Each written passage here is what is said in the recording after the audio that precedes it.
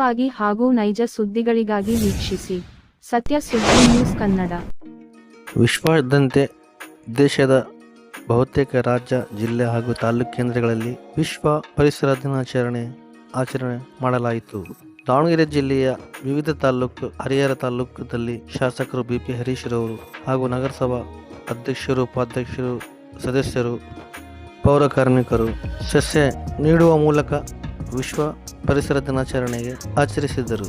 ಜಿಲ್ಲೆಯ ಪೊಲೀಸ್ ಶಾಲೆಯಲ್ಲಿ ಸ್ಕೌಟ್ ಮತ್ತು ಗೈಡ್ಸ್ ವಿದ್ಯಾರ್ಥಿಗಳು ಮತ್ತು ಅರಣ್ಯ ಇಲಾಖೆ ಅಧಿಕಾರಿಗಳು ಸಸ್ಯ ನೀಡಿ ಆಚರಿಸಿದರು. ಇದೇ ಥರ ಹರಿಹರ ನಗರದ ಸಾರ್ವಜನಿಕ ಆಸ್ಪತ್ರೆಯಲ್ಲಿ ವೈದ್ಯರು ಹಾಗೂ ಸಿಬ್ಬಂದಿ ಹಾಗೂ ರಕ್ಷಾ ಸಮಿತಿಯವರು ಸಹ ಸಸ್ಯಗಳ ನೀಡಿ ವಿಶ್ವ ಪರಿಸರ ದಿನಾಚರಣೆ ಆಚರಿಸಿದರು. ಜಿಲ್ಲೆಯ ಮುಖಂಡರು ಹಾಗೂ ಎಸ್ಪಿ, ಡಿವೈಎಸ್ಪಿ, ಪೊಲೀಸ್ ಸಿಬ್ಬಂದಿಗಳು ವಿಶ್ವ ಪರಿಸರ ದಿನಾಚರಣೆ ಆಚರಿಸಿದರು. ಈ ಸಂದರ್ಭದಲ್ಲಿ ಆರೋಗ್ಯ ನಿರೀಕ್ಷಕರಾದ ರವಿಪ್ರಕಾಶ್ ರವರು ಪ್ರತಿಜ್ಞೆಯನ್ನು ಬೋಧಿಸಿದರು. ಸೈಯದ್ ಇರ್ಫಾನ್, ಸತ್ಯ ಸುದ್ದಿ ನ್ಯೂಸ್ ಕನ್ನಡ, ದಾವಣಗೆರೆ.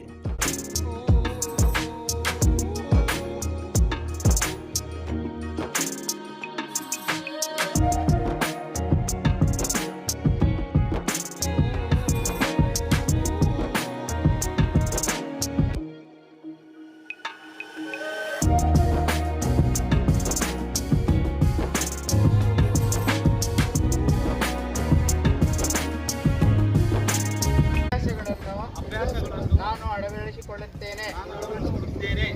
ನಾನು ಬಳಸಿದ ವಸ್ತುಗಳನ್ನು ಪುನರ್ಬಳಕೆ ಮಾಡುತ್ತೇನೆ. ನಾನು ಏಕಬಳಕೆ ಪ್ಲಾಸ್ಟಿಕ್ ವಸ್ತುಗಳನ್ನು ಬಳಸುವುದಿಲ್ಲ.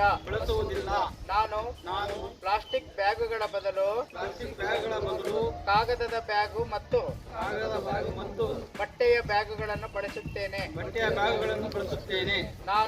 ನಾನು ಪರಿಸರದ ಸ್ವಚ್ಛತೆಯ ಕಡೆಗೆ ಕಾಳಜಿ ವಹಿಸುತ್ತೇನೆ.